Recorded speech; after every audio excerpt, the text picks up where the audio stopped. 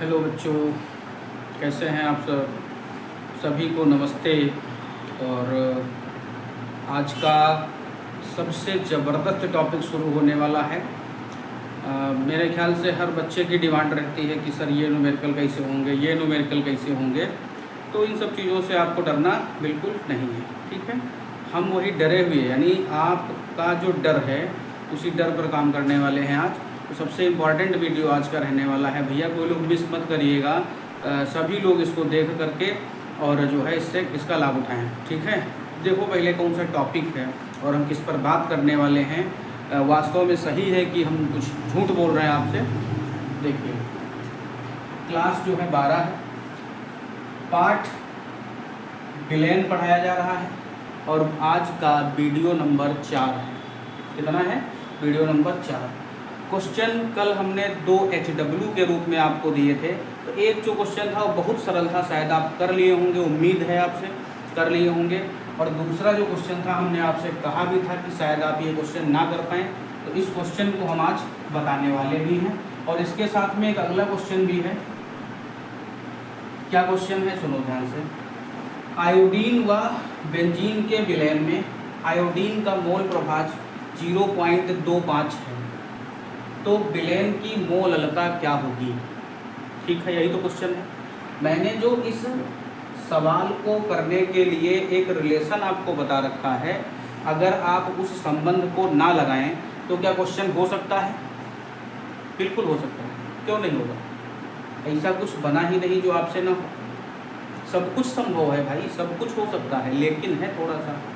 कुछ को करने के लिए 2 मिनट में हो जाता है, वही काम 4 मिनट में आप कर पाएँ। और ऊपर यानी बोर्ड से ये निर्धारित है कि आप करें चाहे जितने मिनट में, अंक आपको 2 ही नंबर मिलने वाले हैं। फिर आप ऐसी परिस्थिति में क्या कर लेंगे बताओ। तो मेरे ख्याल से आप सूत्र का प्रयोग करिए, ज़्यादा बढ़िया रहेगा, ठीक है। शुभ ध्यान से सुनो क्या कहा जा रहा है, क्या हमें करना पड़ेगा, है ना। तो दिमाग ये लगाना भाई कि 2 कंपोनेंट हैं आपके पास, आयोडीन और बेंजीन। आयोडीन का फार्मूला I2 होगा। कुछ बच्चों से जैसे पूछा जाए कि आयोडीन क्या है तो कहेंगे सर I होता है। भैया ये I तब तक है जब तक पीरियोडिक टेबल में रखा है, ठीक है। I जो है एक स्पेसिफिक नेचर रखता है जिसको आप द्विअणुक अवस्था कहते हो। क्या कहते हो? द्विअणुक अवस्था, ठीक है। यानी आयोडीन द्विअणुक अवस्था में कंपाउंड के रूप में या अणु के रूप में बाहर आता है। बेंजीन को फार्मूला पता ही है, C6H6 होता है।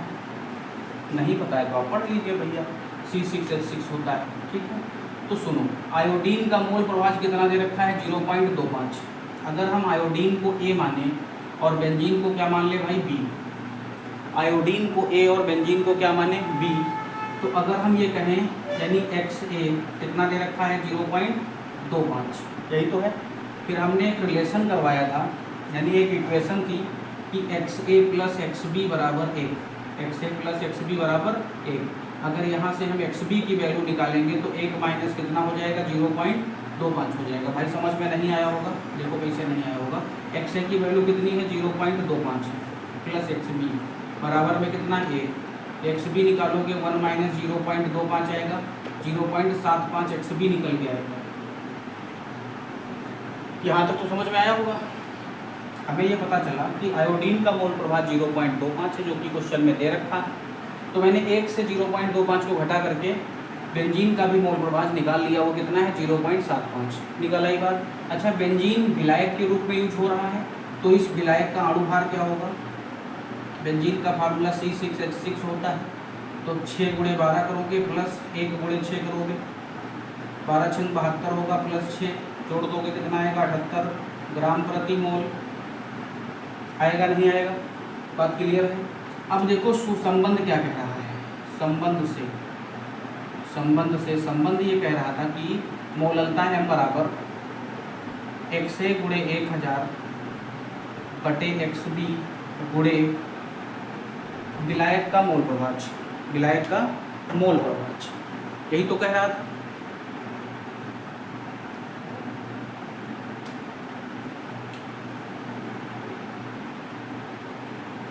यही तो कह रहा था आपसे, ठीक। तो सारी चीज़ें तो पता है, सिर्फ मोललता ही तो निकालनी है भाई, सब कुछ तो पता है। यानी XA की वैल्यू कितनी है? 0.25 है। एक्स बी कितना है 0.75 है और एम कितना है 78 है। इनकी अगर आप गुणा करते हो तो 250 आ जाएगा, आएगा नहीं आएगा। और इनकी गुणा आपको करनी है तो 75 गुणे 78 करोगे, 8 पंचे 40 होगा, 4 बचेगा, 7 बचे 35, 4 39 होगा, 7 8 56 होगा, 5 बचेगा, 7 7 49 और 5 54 हो जाएगा, 9 6 15 होगा, 4 3 7 1 8 होगा, 5 होगा, यानी कि 58.5। 58.5 इसलिए आएगा, देखो अगर हम ये लिखेंगे तो 2 अंक का दशमलव भी तो लगाना पड़ेगा। अब अगर आप इसे काटते हो 58.5 से, बटे में क्या लिखा है 250, 5 से काट दो, 5 पचे 25 होगा, 5 एक कम 5 होगा, 5 एक कम 5 होगा, और इधर कितना बचेगा 3, 5 सत्ते 35 होगा, यही तो बचेगा। 11 से अगर 50 को काटोगे तो फाइनली कितना आएगा 4.27 आएगा। कितना आएगा 4.27। बताइए कहाँ दिक्कत हुई? नहीं दिक्कत हुई होगी ना, मेरे ख्याल से सब आसान है। कैलकुलेशन भाई मेरे, आप कोई भी हम क्वेश्चन कराएं ध्यान रखना कैलकुलेशन आप एक बार ज़रूर चेक कर लेना, ठीक है? एक बार कैलकुलेशन को ज़रूर चेक कर लेना। फटाक से स्क्रीनशॉट भैया ले लीजिए, ले लिया ना स्क्रीनशॉट। आगे बढ़ते हैं, देखो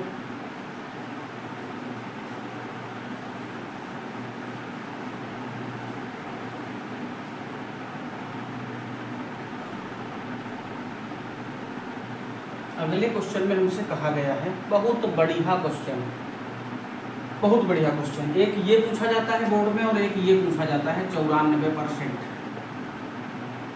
अब ये जो द्रव्यमान अनुसार से अगर है तो ये द्रव्यमान आयतन से आएगा, द्रव्यमान आयतन से पूछ लेगा। और दोनों ही केस में सल्फ्यूरिक एसिड का जो डेंसिटी दे रखा होता है, घनत्व जो दे रखा होता है वो 1.84 ग्राम प्रति ml दे रखा होता है। दोनों ही केस में सल्फ्यूरिक एसिड का जो डेंसिटी दिया गया होगा वो 1.84 ग्राम प्रति ml ही होगा, ठीक है? तो क्वेश्चन करते हैं पहले वाला। 96% पूछे चाहे 94% पूछे, तरीका यही है जो अभी बताने जा रहे हैं आपको। देखिए जो थोड़ा सा ट्विस्ट आएगा तो आपसे शेयर कर देंगे। अब यहाँ देखो कैसे क्या करने वाले हो। लिखोगे आप कि 96% को हम अगर लिखें तो 96/100 होगा, नहीं होगा? द्रव्यमान अनुसार आया है तो दोनों क्या होंगे, ग्राम में होंगे।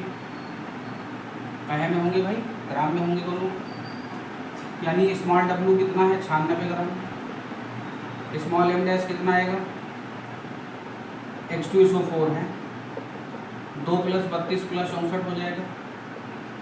2 + 32 + 64 जोड़ोगे कितना आएगा 98 आएगा। कितना आने वाला है 98। दूसरी बात, विलेन कितने ग्राम दे रखा है? विलेन दे रखा है 100 ग्राम और घनत्व कितना है 1.84।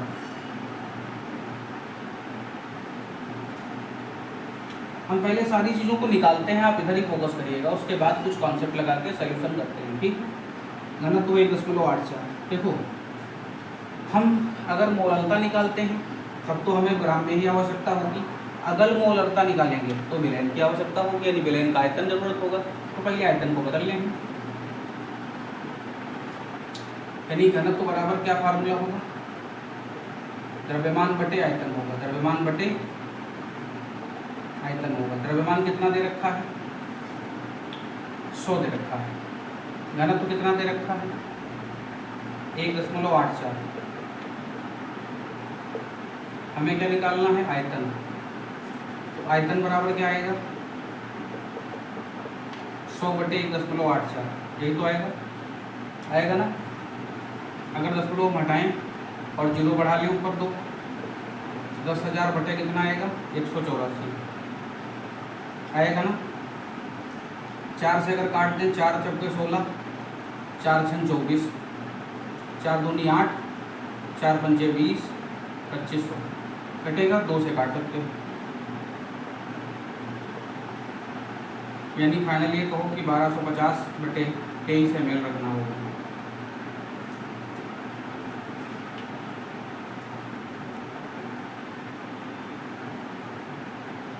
आज की डेट में गर्मी बहुत ज़्यादा है,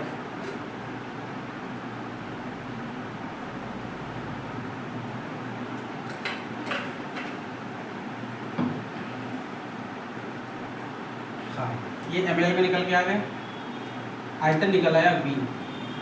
अब हम अगर मोलता का फार्मूला लगाएं, ये पार्ट देखो अलग ही होता है। घनत्व का मतलब है, अगर घनत्व दिया हुआ है तो या तो हम द्रव्यमान निकाल लें या आयतन निकाल लें। कोई दो चीज़ें दे रखी होंगी, या तो ये दो दे रखी होंगी या तो ये दो दे रखी होंगी, एक चीज़ निकल जाएगी। अगर हम मोलरता निकालें तो m बराबर सूत्र क्या बताया था, W बटे m डैश गुणे V, और ऊपर कितना 1000। क्यों करते हैं, क्योंकि ml में रखते हैं। W 96 है, m डैश 98 है, और V कितना आया भैया 1250। ऊपर कितना जाएगा, 1000 तो पहले वाला रहेगा, गुणे में 23 बाद वाला जाएगा। ये तो बनेगा। 0 से 0 कैंसिल अगर कर दें तो 96 इंटू कितना होगा 100 इंटू 23 भैया हो जाएगा, और अपान में कितना हो जाएगा 98 गुणे 125। यही तो बनेगा। 125 को 25 से काट दें 5 बार में और 4 बार में, फिर कितना बचने वाला है 96 गुणे 4 गुणे 23 बटे 98 गुणे में 5। 98 को इधर काट दो, 2 से मानो काटो, कितना आएगा 49, और ये कितना आएगा 48, यानी 48 गुणे 4 गुणे 23 बटे 49 गुणे 5। इसको आप सॉल्व करिएगा, इसको सॉल्व कर लीजिएगा। कैलकुलेशन ज़्यादा है थोड़ा सा, जो भी आएगा, मान लीजिए मोलरता है तो मोल प्रति लीटर या मोलर में आएगी। ठीक है, उम्मीद करते हैं आपसे। दूसरी बात, अगर हम निकालें मोलरता, तब क्या करने वाले हैं, फिर फार्मूला देखो, यानी m बराबर क्या होगा यहाँ पर W बटे m dash into capital W होगा, और ऊपर क्या हो जाएगा 1000। कब होगा, जब ये ग्राम में होगा। अब एक चीज़ समझो, इधर विलेन कितना दे रखा है 100 ग्राम, और हमारा जो विलेय है वो कितना आया है 96। तो विलायक के रूप में क्या निकलने वाला है, विलायक जो निकल के आएगा 100 माइनस 4 करें 96 करेंगे, कितना बचेगा 4 ग्राम। ये उठा के यहाँ रखो इधर, तो 96 गुणे 1000 हो जाएगा, बटे में 98 होगा, और गुणे में कितना होगा 4। ठीक है, 4 से अगर काटोगे तो 250 बार ये कट जाएगा, और ये कितने बार 49 और 48 बार कटेगा, यानी 48 के गुणे कितना हो जाएगा 250, बटे में हो जाएगा 49। फिर भैया कैलकुलेशन आप करेंगे और आंसर काहे में आएगा, मोलर में आएगा। फटाक से स्क्रीनशॉट ले लीजिए इसका। कैलकुलेशन तो उम्मीद है आपसे हो जाएगी ना, ये इसकी गुणा करके इनकी भी गुणा कर लीजिएगा, जो आए इस वाले से इसको भाग कर देना। यही चीज़ उधर भी है, ऊपर भी गुणा करिएगा, नीचे वाले से भाग कर दीजिएगा, जो आएगा वो आपका आंसर होगा। ठीक, ये मोलर लिखा हुआ है, ध्यान रखना। ठीक है, इतना कर लीजिए फटाक से भैया।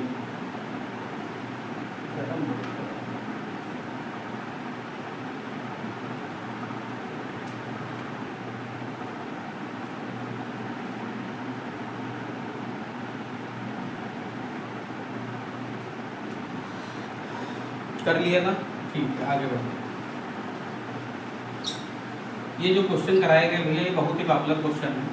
आप किसी भी NCERT या रेफरेंस बुक में देखेंगे तो जरूर एक्सरसाइज में दे रखे होंगे, या तो 96% वाला होगा या फिर 94% वाला होगा, कोई ना कोई एक जरूर दिखेगा आपको। ठीक है, और अगर अनसॉल्व पेपर उठा के देखते हैं 10 साल का पीछे का, तो कम से कम 10 बार तो जरूर पूछा गया होगा क्वेश्चन। अब एक क्वेश्चन जो कराते हैं, देखो ये उम्मीद रखते हैं कि इस क्वेश्चन में हम, हालांकि ये क्वेश्चन किसी बुक में मिलने वाला नहीं है, खुद का है, थोड़ा सा एक कोई डाटा आपको दिया जा रहा है, और उस डाटा से विलेन की शक्ति से लेकर के मोल प्रभाज तक या मोललता तक पूरा एक ही क्वेश्चन में निकालने का प्रयास करें अगर, तो कैसे कर सकते हैं देखो जरा। जैसे हम आपसे कहें कि 10% W/V के अनुसार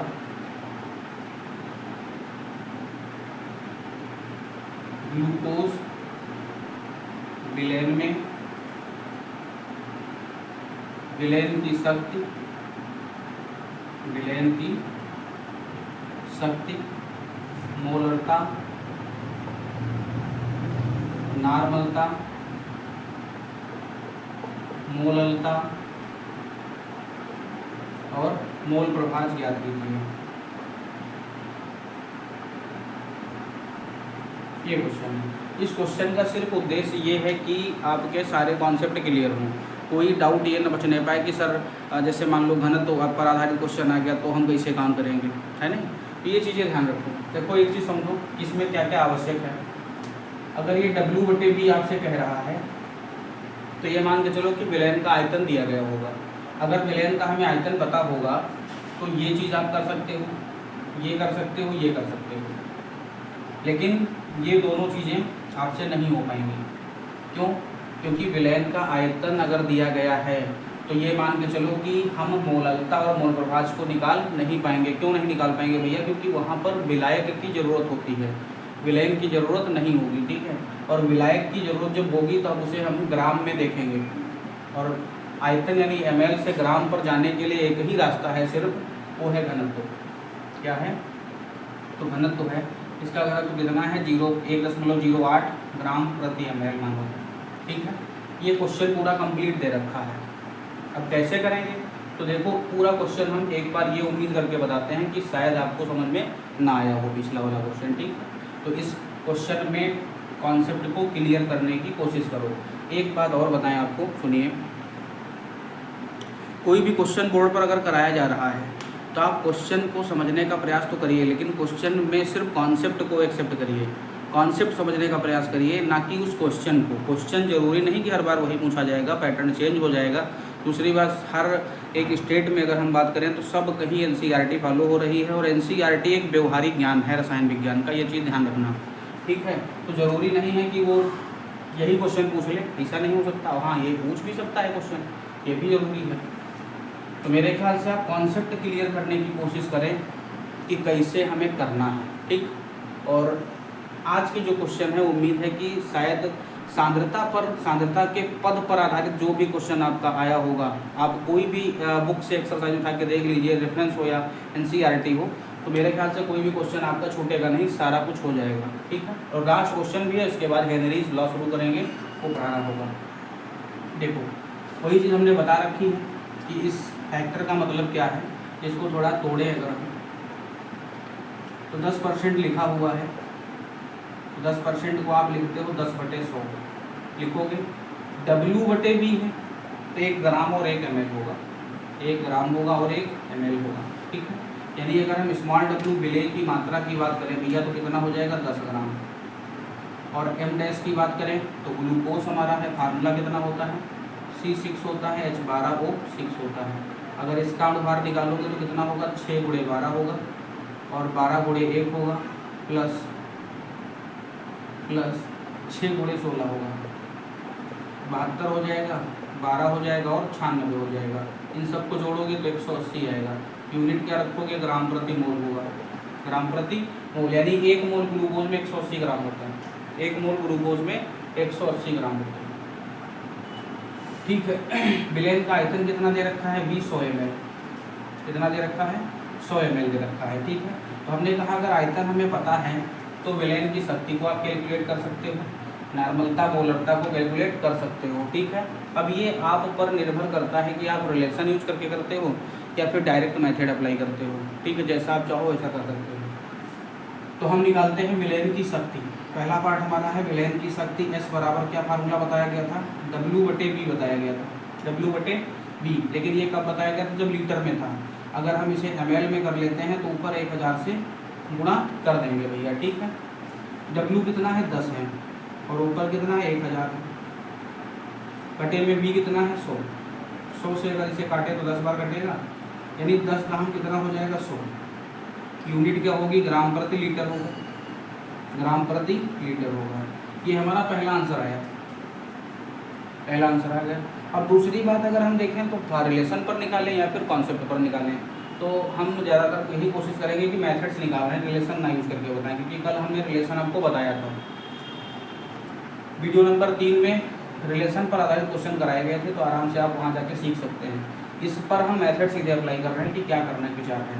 मोलरता का फार्मूला क्या बताया गया था? M, W/M'/V। W कितना है? 10 है। W मतलब विलय की मात्रा है, विलय की ग्राम में मात्रा कह लो। विलय क्या है? तो जो बोलता है वो विलय। और M' कितना आया है? 180 आया है। V कितना है? 100 ml है। अगर ml में रखते हो तो ऊपर 1000 से गुणा कर लो, बार बार कैलकुलेशन करने की ज़रूरत नहीं पड़ेगी। और उम्मीद करो कि कैलकुलेशन ना करनी पड़े भैया, बार बार ना करो, एक बार सीधे करो, कहानी खत्म। तो 100 बटे कितना होगा, 180 होगा। अगर 0 काटोगे 10 बटे 18 आएगा, 2 से काट दोगे तो 5 बटे 9 आएगा। कितना आएगा, 5 बटे 9। 9 से 5 को भाग करोगे कितना आएगा, 9 से 5 को अगर भाग करेंगे आप तो 9 बचे 45 होगा, 5 बचेगा, फिर 9 बचे 45 होगा, 0.55 आएगा। मोलरता निकाले हो तो मात्रा क्या हो जाएगा, मोल प्रति लीटर, मोल प्रति लीटर, या फिर मोलर भी कह सकते हो। मोलर का मतलब कल हमने बताया था कि विलेन, 1 लीटर विलेन में उपस्थित विलेय के अगर 1 मोल है तो उस विलेन को आप कहते हो मोलर विलेन, ठीक है, 1 मोलर विलेन। या फिर ये भी कह सकते हो कि ऐसे विलेन जिनकी मोलरता 1 मोलर विलेन कहलाता है। ठीक, बात क्लियर है ना। फिर आगे बढ़े थोड़ा सा। नॉर्मलता को कैसे करते हैं, देखो नॉर्मलता n बराबर बताया गया था W बटे E गुणे B, और ऊपर कितना था, 1000 था। 1000 क्यों करते हैं भैया, 1000 अगर ना करो कोई बात नहीं तो लीटर में रख लो, ये भी तो बात है। यहाँ कैलकुलेशन करनी पड़ेगी, कहाँ कैलकुलेशन, इसमें थोड़ी ना कैलकुलेशन होगी, इधर होगी। ये ml को 1000 में बदलोगे तो ml को लीटर में बदलोगे तो 1000 से भाग करनी पड़ेगी। तो ये भाग यहाँ ना करके हम सीधे एक बार करते हैं, देखो, यानी लीटर की जगह पर क्या रखेंगे, ml, ऊपर क्या करेंगे 1000, तो W कितना है 10। अब मजा आता है, देखो तुल्यांकी भार कैसे निकालोगे, इक्विवेलेंट वेट कैसे निकाला जाएगा, देखो E बराबर क्या होता है, अणुभार बटे आवेश। E भार बराबर क्या होगा, अणुभार बटे आवेश। वीडियो नंबर 3 में मैंने बताया तुल्यांकी भार कैसे निकाला जाता है, ठीक है। ग्लूकोज की बात करें तो फार्मूला कहाँ रहा, ये रहा। ये पूर्ण कार्बनिक पदार्थ है, प्योर ऑर्गेनिक कंपाउंड है, इसलिए आवेश की जो वैल्यू देखोगे तो 1 ही होगा। क्या होगा, 1 होगा। यानी तुल्यांकी भार जो आएगा, जब 1 से किसी अणुभार को भाग करोगे तो वही संख्या तो मिलेगी, तो तुल्यांकी भार अणुभार बराबर हो जाएगा। कहाँ पर, हर जगह बराबर नहीं होगा, ध्यान रखना। पूर्ण कार्बनिक है वहाँ पर, और कुछ ऐसे विद्युत अपघट्य कह सकते हो जिनमें आवेश की संख्या 1 आती हो, उन स्थितियों में अणुभार ही तुल्यांकी भार के बराबर देखा जाएगा। लेकिन जैसे कहो NaCl की बात करें तो यहाँ पर तो वही होगा, अणुभार और तुल्यांकी भार। अगर CaCl2 की बात कर लें तो चेंज हो जाएगा। अब यहाँ Ca पर 2 प्लस बनेंगे और 2 से भाग करना पड़ेगा, जो भी आएगा उसको 2 से भाग करोगे, है ना। तो ये चीज़ ध्यान रखोगी है। अधिकतर बच्चों की समस्या यही रहती है कि सर तुल्यांकी भार, नॉर्मलता सब समझ में नहीं आई। तो नॉर्मलता समझने का मूल कारण, जो मेन पॉइंट है वो यही है कि सर आपसे तुल्यांकी भार नहीं निकल पाता है। थोड़ा काम कर ले जाएंगे तो निकल आएगा आराम से, कोई दिक्कत नहीं होगी, सॉरी, डरने की ज़रूरत नहीं फिलहाल। तो इक्विवेलेंट वेट कितना निकलेगा, जितना अणुभार होगा, यानी 180 गुणे में भी कितना है 100, नहीं B कितना है 100, ठीक है। B मतलब आयतन है, ये रहा, और ऊपर 1000 से गुणा आप करेंगे, ये कटेगा पूरा 10 बार, वही आने वाला है। फिर से कितना आएगा, 100 बटे 180 आएगा बच्चा। 0 काटोगे 10 बटे 18 बचेगा, काटोगे 5 बटे 9 बचेगा, फिर काट दोगे तो 0.55 बचेगा। ये क्वेश्चन हमें लग रहा है यहाँ पर हम करा चुके हैं, कराया है ना, शायद रिपीट हमें नज़र आ रहा है, क्योंकि ये आंसर जब हमें मिला तो दिमाग में कुछ याद आई बात कि शायद हमने क्वेश्चन कराया है। कोई बात नहीं, कॉन्सेप्ट पर काम करिए आप। इसका यूनिट क्या हो जाएगा भैया, इसका यूनिट होगा ग्राम तुल्यांक प्रति लीटर। क्या हो जाएगा, ग्राम तुल्यांक प्रति लीटर हो जाएगा। तो हमारी 2 बातें क्लियर, बल्कि 3 बातें क्लियर हुई हैं। एक ये बात निकल रही है, एक ये बात निकली है, और एक ये बात निकली है। हाँ, अब सुनो, अब हमें काम करना है मोललता और मोल प्रभाज पर। इनको कैसे कैलकुलेट करेंगे, तो हमने कहा था कि अगर ये आयतन दे रखा है या फिर W बटे में B दे रखा है, तो भैया घनत्व की कहीं ना कहीं ज़रूरत आएगी, ये ध्यान रखना। अगर मोललता और मोल प्रभाज निकालना है तो अगर W बटे W होता तो ये दोनों निकल आते, और इनको करने के लिए फिर से घनत्व की ज़रूरत आती। ये चीज़ आपके दिमाग में सेट होनी चाहिए, यही सबसे पॉइंट समझने वाला है। देखो, साधारण क्वेश्चन आएगा बोर्ड में, उम्मीद छोड़ दो नहीं आएगा। रात में सपना देखना बंद करो, नहीं पूछा जाएगा साधारण क्वेश्चन, थोड़ा सा घुमा के क्वेश्चन पूछता है बोर्ड, ठीक है। अब अगर क्वेश्चन थोड़ा सा चेंज होके आया है तो आपको लगेगा अरे ये तो कराया नहीं गया, भैया ऐसा नहीं है। हम इसीलिए कह रहे हैं कि कॉन्सेप्ट क्लियर करो अपना, क्वेश्चन को रटोगे तो आप फिर वही कहने वाले हैं कि सर क्वेश्चन जो आपने पढ़ाया वो पूछा नहीं गया। ये खुद में थोड़ा सा गलत है। एक बार फिर से बताते हैं, देखो पूरा सा समझिएगा थोड़ा सा। हमने कहा अगर W/V दे रखा हो, W/V का मतलब है द्रव्यमान आयतन अनुसार, यही तो है, द्रव्यमान W आयतन V, इसके अनुसार अगर क्वेश्चन दे रखा है तो हमें W जो मिलेगा, विलय की मात्रा जो मिलेगी वो ग्राम में होगी और विलयन का आयतन काहे में होगा, ml में होगा, ठीक, परसेंट के अकॉर्डिंग है। दूसरी चीज़ अगर कह दिया जाए W/W, या फिर कहा जाए द्रव्यमान अनुसार, या फिर कहा जाए भारा अनुसार, भारा भैया भारा, वेट, अकॉर्डिंग टू वेट अगर कहा जाए तो बात का मतलब फिर क्या निकलने वाला है, सुनो, विलय जो होगा वो ग्राम में होगा और विलयन की ग्राम में मात्रा होगी 100 ग्राम, विलयन की ग्राम में मात्रा 100 ग्राम होगी, ठीक है, जब ये बात पूछी जाए तब। अब अगर V पूछा गया है तो आप विलयन की शक्ति को, मोलरता और नॉर्मलता को इजीली निकाल सकते हो, और भारानुसार पूछा गया है तो इनको पहले निकाल सकते हो। इनको करने के लिए घनत्व की ज़रूरत आएगी। बात क्लियर हो गई होगी मेरे ख्याल से। स्क्रीनशॉट आप कर लीजिए फटाक से, फिर आगे बढ़ें।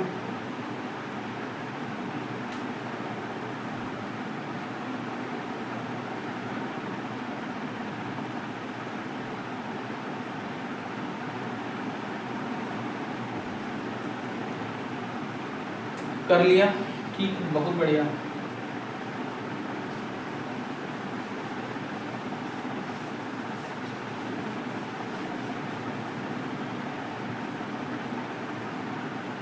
अब एक बार फिर से समझो कि हमें विलय कितना दे रखा था, 10 ग्राम। अणुभार अभी कैलकुलेट किया था 180 आया था, और आयतन विलयन का कितना था, 100 ml। लेकिन हमें तो मोललता निकालनी है और मोललता में विलायक की ज़रूरत आती है, विलायक ग्राम में होता है, ये भी ध्यान रखना। तो अब हम क्या करेंगे भैया, घनत्व वाला फार्मूला जो है अप्लाई कर देंगे, द्रव्यमान बटे आयतन।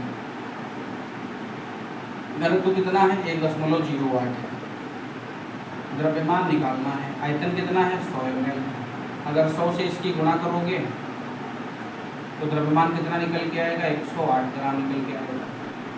ये द्रव्यमान किसका होगा भैया, तो विलयन का होगा। काहे विलयन का काहे होगा, अरे भाई विलयन का आयतन भी तो रखे थे, जब विलयन का आयतन रखोगे तो विलयन का द्रव्यमान ही तो मिलेगा, ठीक है। लेकिन हमें मोललता को कैलकुलेट करते समय, मोललता और मोल प्रभाज को कैलकुलेट करते समय विलायक की ज़रूरत आती है, विलयन से तो कोई मतलब नहीं है।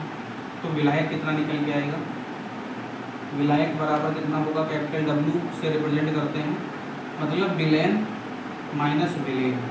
अब कुछ कहेंगे ये कहाँ से आ गया भैया, फिर एक बार बताएं सुनो। विलयन के दो घटक हैं, विलय और विलायक, ठीक है, विलय और विलायक। तो विलयन बराबर, यानी विलयन बराबर क्या होगा, विलय प्लस विलायक होगा। हमें विलायक निकालना है तो विलयन माइनस विलय हो जाएगा, यही तो है। यानी 108 माइनस 10 घटाओगे कितना बचेगा, 98। कितना बचेगा, 98 ग्राम हमारा क्या आया है, तो विलायक आया है भैया। अब हम मोललता निकालते हैं, देखो तो मोललता स्मॉल m बराबर स्मॉल w बटे small m dash into capital W ग्राम में रखें, ऊपर क्या करें 1000 से गुणा कर दें। तो कैपिटल W कितना है भैया, 10 है, नहीं स्मॉल w 10 है और m डैश 180 है और कैपिटल W 98 है और ऊपर कितना है 1000 है। अगर इस 0 से 0 को काट दें तो कैंसिल हो गया, ऊपर कितना बचा 1000 बटे में कितना हो जाएगा, 98 गुणे 18 होगा, 18 8 कितना होता है 144, हासिल कितना बचेगा 14, 18 9 कितना होता है 162, 162 में 14 अगर जुड़ेगा तो 62 4 66 10 76, 176 हो जाएगा। अब ये तो आपसे हो जाएगा ना, अगर 1764 से 1000 को हम भाग करें भैया तो जो भी वैल्यू दशमलव में निकल के आएगी आराम से कर सकते हैं आप, और मात्रा क्या निकल के आएगा, मोल हो गया। ये कैलकुलेशन आप करिएगा, आपसे हो जाएगी आराम से। अब एक चीज़ फिर समझो, अगर हम मोल प्रभाज को कैलकुलेट करते हैं तो कैसे काम करेंगे, तो उम्मीद है समझ में आया होगा। मोल प्रभाज को कैलकुलेट करने के लिए हमने कहा था कि दो चीज़ें हैं, ग्लूकोज और जल, ग्लूकोज और जल। तो ग्लूकोज को हम मान लें कि A है, ग्लूकोज को मान लें क्या है A और जल को मान लें क्या B है। ग्लूकोज A है और जल क्या है B है। तो XA की अगर हम बात करें तो स्मॉल w बटे स्मॉल m डैश बटे स्मॉल w बटे small m dash plus capital W बटे कैपिटल M डैश, यही तो बनेगा फार्मूला भाई मेरे। स्मॉल w की वैल्यू 10 बटे 180 प्लस 98 बटे 18 काटोगे अगर तो 1 बटे 18 बचेगा, 1 बटे 18 बचेगा प्लस 98 बटे 18 बचेगा। 1 बटे 18 ये कितना हो जाएगा? देखो आधार अगर समान होता है तो एलसीएम वही रहता है, यानी 18 प्लस 98 और 1, चलो अच्छा कर ही देते, नहीं गोल कर रहे हैं। 1 बटे 18 गुणे में ये वाला 18 ऊपर चला जाएगा और बटे में 98 और 1 99 आ जाएगा। 18 से 18 कैंसिल हो जाएगा, यानी 1 बटे कितना आया 99। ये XA की वैल्यू निकल के आई है। XA क्या है? तो ग्लूकोज का मोल प्रभाज है भैया। XA क्या है? ग्लूकोज का मोल प्रभाज, ठीक है। XB कैसे निकालोगे? तो XB सूत्र से निकालो, आपका मन हो तो इस वाले सूत्र से निकाल लो, ऐसे रख के कर लेना। मेरा मन है तो हम रिलेशन से निकाल रहे हैं। देखो XA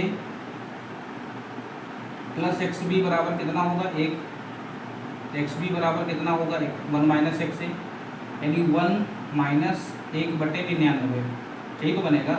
99 माइनस 1 बटे 99 यानी कि 98 बटे 99, ये हमारा XB निकल के आ गया। ये क्या निकल के आ गया? XB। और XB का मतलब जल का मोल प्रभाज। बताओ भाई क्लियर है? कहाँ नहीं समझ में आया आपको? एक बार क्वेश्चन को फिर से समझ लो। देखो क्वेश्चन W बटे B के अनुसार था ग्लूकोज विलयन में विलयन की शक्ति, मोलरता, नॉर्मलता, मोल प्रभाज निकालना था, यही तो कहा गया था। तो हमने इसको फैक्टराइज किया। इसको फैक्टराइज करते समय हम इन बातों का ध्यान रखेंगे। 10% का मतलब होगा 10 बटे 100, 10% का मतलब होगा 10 बटे 100, यानी W ग्राम में रहेगा और B ml में रहेगा। यानी स्मॉल w विलय की मात्रा कितनी 10 ग्राम और m डैश कितना है 180 ग्राम प्रति मोल, 180 ग्राम प्रति मोल। अभी पीछे निकाल के बताया ना आपको। B कितना है 100, ठीक है। हमें मोललता निकालनी है और मोल प्रभाज निकालना है। तो भैया मोललता और मोल प्रभाज को निकालने के लिए हम घनत्व का यूज करेंगे नहीं करेंगे? क्यों करेंगे? क्योंकि हमें ml दे रखा है और हमें चाहिए ग्राम में। ml से ग्राम पर जाना हो तो घनत्व का प्रयोग करते हैं, ग्राम से ml पर आना है तब भी घनत्व का ही प्रयोग करते हैं, ध्यान रखना। तो घनत्व कितना था 1.08 था, द्रव्यमान निकालना था, आयतन 100 ml दे रखा था।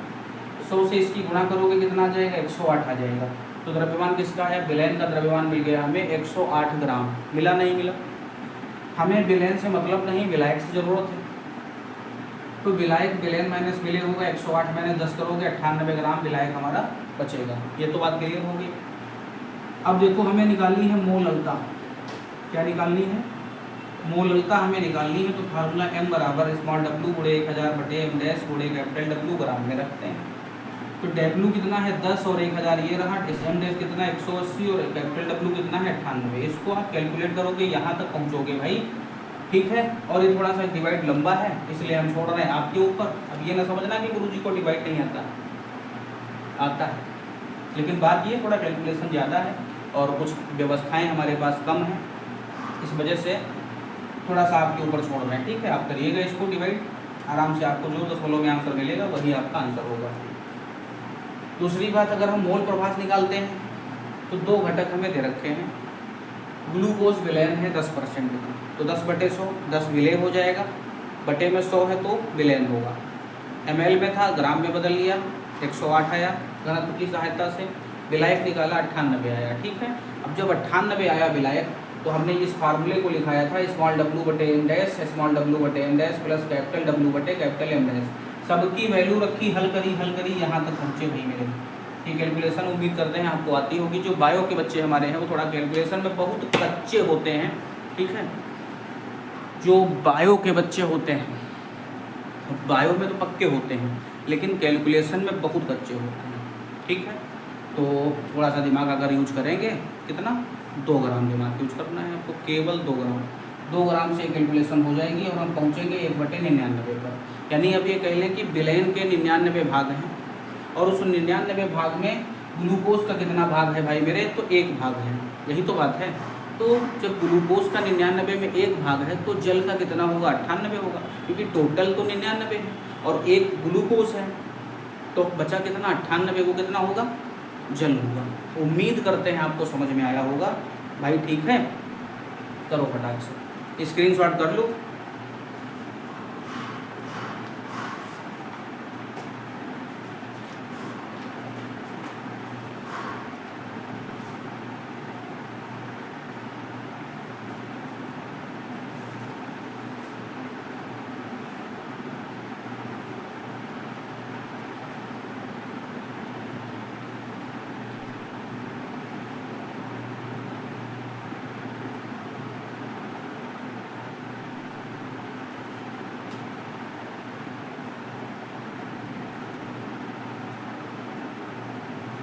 उम्मीद करते हैं आपने स्क्रीनशॉट ले करके समझा होगा भैया। फोटोकॉपी ना करना, हम आपसे बार बार कह रहे हैं, आप चीज़ों को स्कैन करके करिएगा। ठीक, अब हम करते हैं सबसे खतरनाक आपको जो है नियम पढ़ाने जा रहे हैं, जिसका अनुप्रयोग अगर हम देखें तो हम लोग करते हैं अपने जीवन काल में।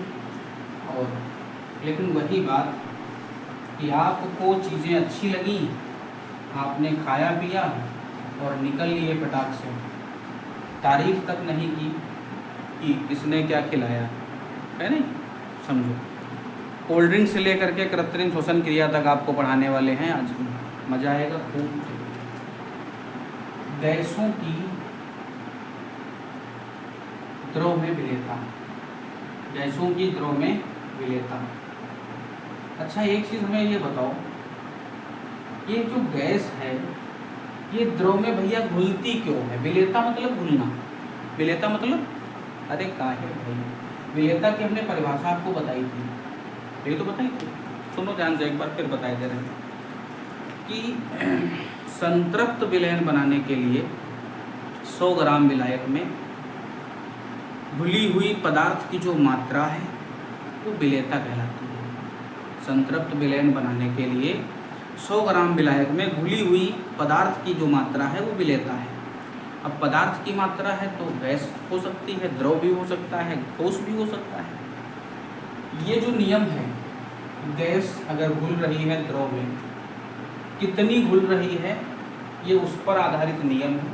और एक बाबू हिंदू आए, वैज्ञानिक महोदय आए हेनरी, इन्होंने इस नियम को प्रतिपादित किया, इसीलिए इसको कहते हैं हेनरी का नियम। मज़ेदार नियम है, थोड़ा ढंग से समझिए। इस नियम के अनुसार, अच्छा रुको, अरे इस नियम के अनुसार तो बाद में बता लेंगे ना आपको। गैस के अणु द्रव में क्यों घुलते हैं, ये चीज़ सुनो। 2 बातें हैं।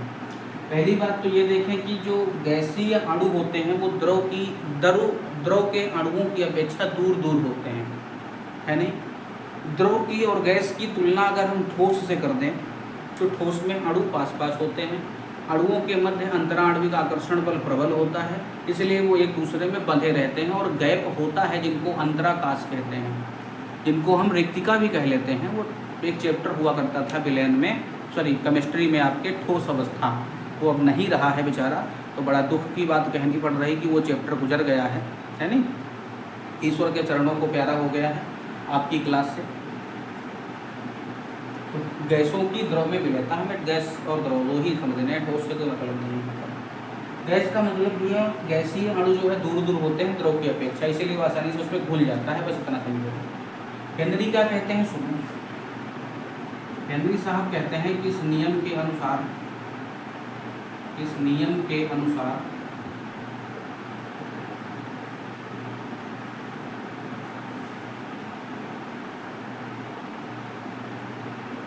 किसी गैस की घुली हुई मात्रा गैस के दाब के समानुपाती होती है, गैस के दाब के समानुपाती होती है। बस इतना ही तो मतलब इन्होंने ये कहा कि अगर दाब बढ़ेगा तो विलेयता बढ़ेगी, दाब घटेगा विलेयता घटेगी। इसके एग्जाम्पल हम आपको आगे बताएंगे, बिल्कुल परेशान होने की ज़रूरत नहीं है। नई लाइन से माना गैस की घुली हुई मात्रा स्मॉल m व गैस का दाब P हो तो, गैस का दाब P हो तो नियम से, यानी m जो होगा वो समानुपाती किसके हो जाएगा, P के हो जाएगा भैया। m बराबर क्या हो जाएगा, K into P, K into P होगा, जहाँ K जो है वो समानुपाती नियतांक है, जहाँ K क्या है, समानुपाती नियतांक है। बात क्लियर हुई होगी मेरे ख्याल से। दूसरी बात अगर हम कहें, अच्छा इसी बात में समझो पहले, दूसरी तो बड़ी दूर की बात है। कह रहे हैं जैसे गैस की जो घुली हुई मात्रा है वो गैस के दाब के समानुपाती होती है, यानी गैस का दाब अगर बढ़ेगा तो उसकी जो मात्रा है वो भी बढ़ सकती है, यानी वो और ज़्यादा घुल सकती है, यही तो बात कह रहा है। अगर मात्रा बढ़ी है, दाब अपने जगह पर नियत बना हुआ है तो घुलेगा बढ़िया नहीं, यानी विलेयता फिर कम हो जाएगी वहाँ पर। ठीक है, तो ये इसका स्क्रीनशॉट कर लो, अच्छा ना करो। दूसरी बात समझो, अगर हम ये थोड़ा हाईलाइटेड पॉइंट है, यदि गैस की विलेयता को, गैस की विलेयता को मोल अंश के रूप में लिखा जाए, मोल अंश के रूप में लिखा जाए तो, ये अंडरलाइन कर लीजिएगा, अपने में एक बात है। हालांकि ये भी हेनरी ने ही कहा है, हमने कुछ नहीं कहा, हम भाई हेनरी थोड़ी ना है, ना हम हेनरी की फोटो कॉपी हैं भैया, कहे तो हेनरी ही हैं, हम जो कहें वो आपको बताए दे रहे हैं, हम इतना कर रहे हैं सिर्फ, है नहीं। देखो ये इधर आएगा नहीं, आप इसका इतना स्क्रीनशॉट ले लीजिए, फिर इसको बताते हैं।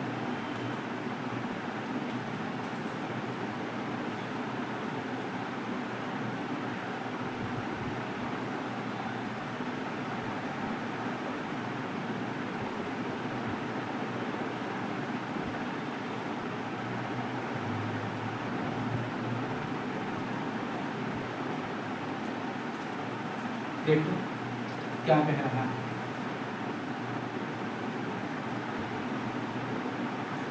दूसरी बात जो है ये कह रही है कि किसी गैस का वाष्प अवस्था में आंशिक दाब, किसी गैस का वाष्प अवस्था में जो आंशिक दाब होगा वो उसी गैस के मूल प्रभाव के ठीक समानुपाती होगा, ये दूसरी बात कही जा रही है। अच्छा, जो बात ये कही गई थी कि घुली हुई मात्रा दाब के समानुपाती होती है, ये सामान्य बात कही गई थी। अगर हम मोल के रूप में देखते हैं तो फिर वही बात बन रही है जो अब बताने वाले हैं आपको, यानी किसी गैस का वाष्प अवस्था में, वाष्प समझ रहे हो, गैस का वाष्प अवस्था में आंशिक दाब, आंशिक दाब गैस के मोल अंश के समानुपाती होता है, समानुपाती होता है। ठीक है, यही तो बात कही ना। देखो नई लाइन से माना वाष्प अवस्था में गैस का दाब P व मोल अंश नहीं, व गैस का मोल अंश, मोल अंश को ही मोल प्रभाज कहते हैं भाई मेरे, परेशान होने की जरूरत बिल्कुल नहीं है। x हो तो, x हो तो क्या कह रहा नियम, P समानुपाती किसके हो जाएगा, x गैस के हो जाएगा, x गैस के हो जाएगा। अब वो गैस आपकी जैसे नाइट्रोजन भी हो सकती है, हीलियम भी हो सकती है, ऑक्सीजन भी हो सकती है, जो भी गैस हो सबके लिए है ये नियम। तो P बराबर क्या मिलेगा, KH इंटू एक्स गैस, यही तो मिलेगा, जहाँ के एच को हेनरी स्थिरांक कहते हैं। क्या कहते हैं भैया?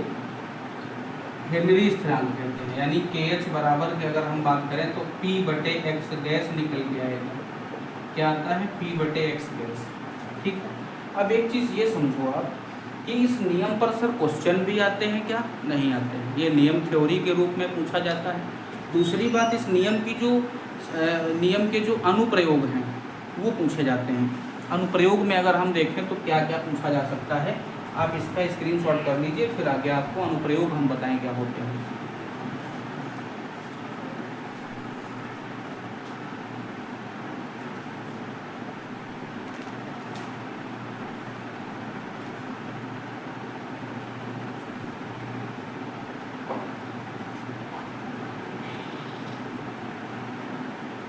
कर लिया भैया? स्क्रीनशॉट कर लिया? बहुत बढ़िया, समझ में आया होगा मेरे ख्याल से। आगे बढ़ते हैं।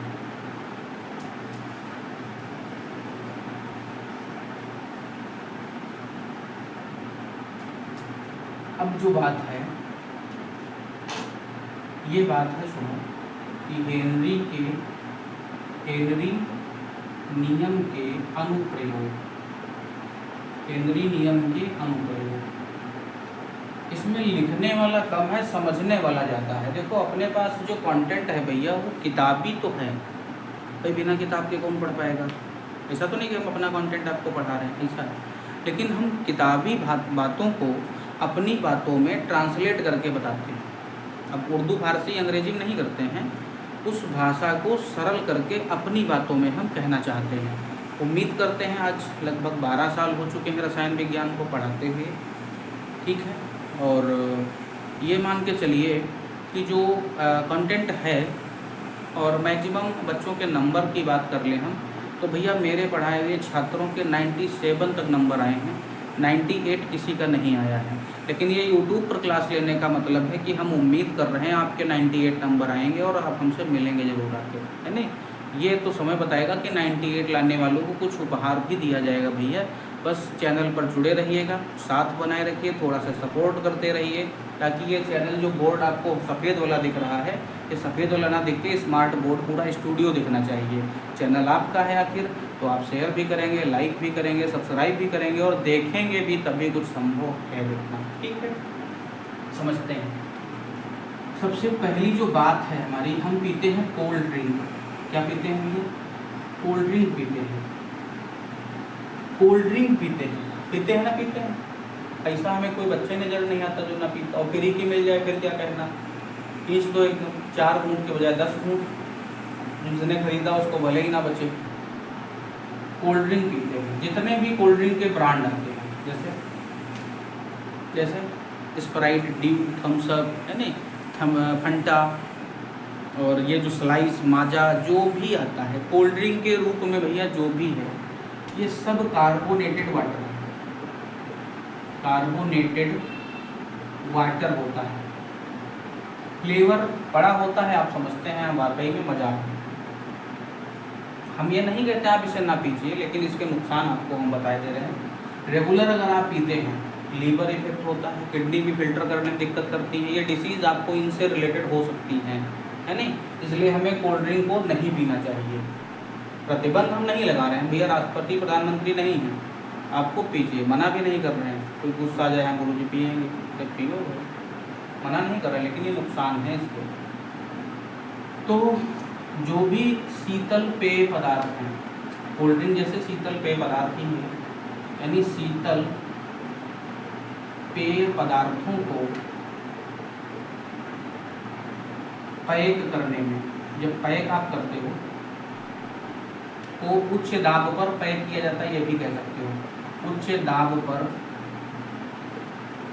पैक किया जाता है, जिससे उसकी विलेयता बढ़ जाए, जिससे उस कार्बोनेटेड वाटर में गैस की विलेयता बढ़ जाए, जिससे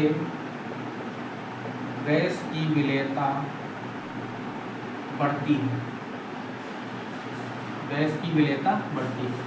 नंबर 2 पॉइंट अगर हम करेंगे, सुनो, जो पर्वतारोही होते हैं सॉरी, जो पर्वतारोही होते हैं भैया, पर्वतारोही का मतलब जो पहाड़ों पर पर चढ़ाई करता है, जैसे कैलाश मानसरोवर वगैरह की चढ़ाई करते हैं नहीं, वो ऑक्सीजन का सिलेंडर अपने साथ लेके जाते हैं।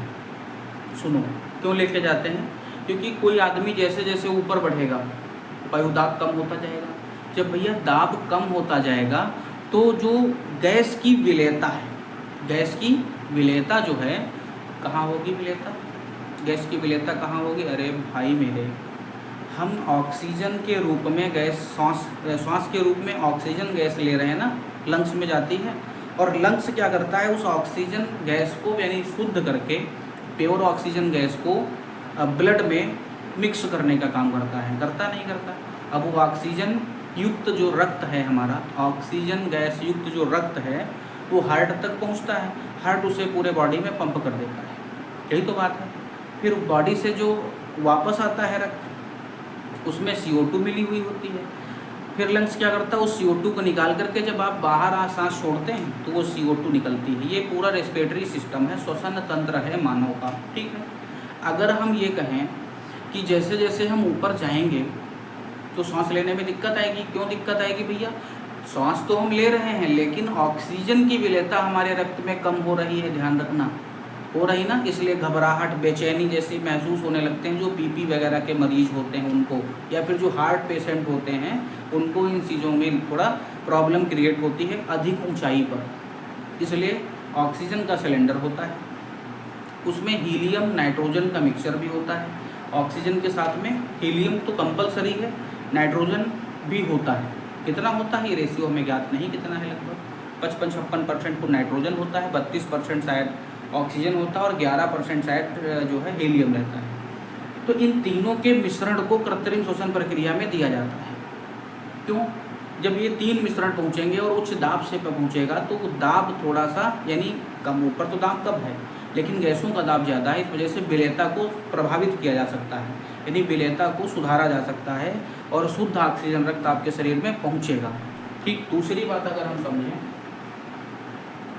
पर्वतारोही और गोताखोर, गोताखोर मतलब तो पानी में जाते हैं कुछ ढूंढने वगैरह जैसे है नहीं, सोना थोड़ी ढूंढने जाते हैं ना, प्लेटिनम ढूंढने जाते हैं भैया, वो गहराई उनका काम है कि चीज़ों को देखना जाके, जैसे द्वारिका नगरी उधर मिली गुजरात में, देखो है नहीं, भगवान कृष्ण की द्वारिका नगरी, तो वो समुद्र में है नीचे, कभी शहर हुआ करता था, डूब गया मान लो, पौराणिक कथाएं से जुड़ी हुई हैं, हम वो कथा बताना नहीं चाहते आपको, चाहे कई लोग हमें आती नहीं है, ये भी कह सकते हो आप। तो गोताखोर जो होते हैं ये जब नीचे जाते थे कि धरातल, समुद्र तल कह सकते हो, धरातल, उससे जो नीचे जाएगा दाब बढ़ेगा, विलेयता बढ़ेगी, समुद्र तल से जो ऊपर जाएगा दाब घटेगा, विलेयता घटेगी। यही तो नियम कह रहा भैया, यही तो नियम कह रहा है कि गैस की घुली हुई मात्रा, किसी गैस की घुली हुई मात्रा दाब के समानुपाती होती है, दाब घटेगा तो विलेयता घटेगी, दाब बढ़ेगा तो विलेयता बढ़ेगी। नीचे जाओगे, धरातल से नीचे जाओगे दाब बढ़ेगा तो विलेयता भी बढ़ेगी, है नहीं, और धरातल से ऊपर जाओगे तो दाब, धरातल से ऊपर जाओगे दाब कम पड़ेगा, और दाब जब कम पड़ेगा तो विलेयता भी कम पड़ेगी। इसलिए लिखते हैं पर्वतारोहियों और गोताखोरों के कृत्रिम के लिए कृत्रिम श्वसन प्रणाली भी इस नियम पर आधारित होती है। ये नियम लिखा हुआ है भैया, ठीक है, नियम पर आधारित होती है। ये है इस नियम के अनुप्रयोग। बात क्लियर हुई। कल का जो टॉपिक रहने वाला है भैया बहुत इम्पोर्टेंट है। विलेन के अणुसंख्यक गुणधर्म शुरू किए जाएंगे अब यूट्यूब पर। अणुसंख्यक गुणधर्म यानी colligative property of solution, colligative property of solution शुरू किया जाएगा। अब ये क्या होता है ये कल बताया जाएगा आपको। तो ठीक है, अपने चैनल को आप शेयर ना करना भूलें, लाइक करना भैया ना भूलें, और सब्सक्राइब करना ना भूलें। दूसरी चीज़ है बाकायदा प्रॉपर नोट बनाते रहो, जैसा कि मैंने आपसे वादा किया था, है नहीं, वादा ही तो किया था कि यूट्यूब पर क्लास लेंगे, तो लेंगे भैया, तो ले रहे हैं। 25 तारीख से आपकी क्लास शुरू हुई। आज ये चौथा लेक्चर हमारा है यूट्यूब पर, और ये आप उम्मीद करते रहिएगा कि आपको पर डे एक लेक्चर ज़रूर मिलेगा। कब मिलेगा, क्योंकि अभी हम लाइव क्लास चला नहीं पा रहे हैं, तो वरना हम आपका डेट और समय भी फिक्स कर दें कि इस दिन क्लास होगी, ठीक है। तो ये सब थोड़ा सेटअप हमें करना है अभी। सपोर्ट आपका रहेगा तो संभव सब कुछ है, आप नहीं तो ये भी नहीं, चैनल आपका है, ये सब चीज़ें ना भूलिएगा भैया। ठीक है, टेक केयर, बाय बाय, मिलते हैं कल फिर अगले वीडियो में।